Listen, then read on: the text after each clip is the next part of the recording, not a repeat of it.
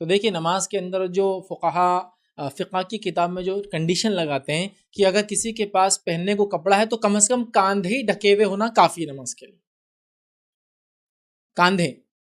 और अगर एक ही कपड़ा है तो फिर खाली सतर ढका हुआ होना नमाज के लिए ज़रूरी है।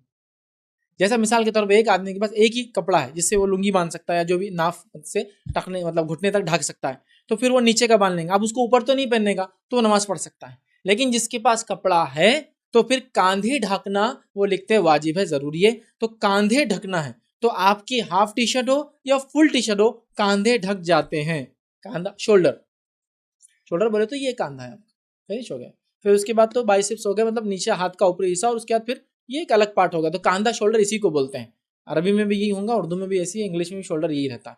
ठीक है, तो ये शोल्डर, कांधा ढकना जरूरी है। तो आप समझ ना, तो आपके टी शर्ट में कांधा भी ढका हुआ है, और मैं समझता हूँ कभी यहाँ तक भी होती, अच्छा छोटी भी है तो कोई मसला नहीं, चूंकि कांधा ढका हुआ है। चूंकि हमने कई सहाबा की सीरत में से पढ़ा है, बहुत सारे सहाबा के पास कपड़े नहीं हुआ करते, तो वो क्या करते थे, चादरों से कपड़े बना लिया करते थे। कैसे कपड़े बनते होंगे चादर से, देखो मैं बताता हूँ आपको। एक चादर ली बड़ी, बीच में से मोड़ दिया, मतलब हाफ कर दिया, और उसको काट दिया थोड़ा सा, सर में से उतार लिया, और इधर से कांटे लगा लिए, इधर से कांटे लगा लिए, हो गए कपड़े। मतलब वो शर्ट भी और पैंट भी है, मतलब ऊपर का भी है, इजार भी है, और कुर्ता खमीज भी हो गया।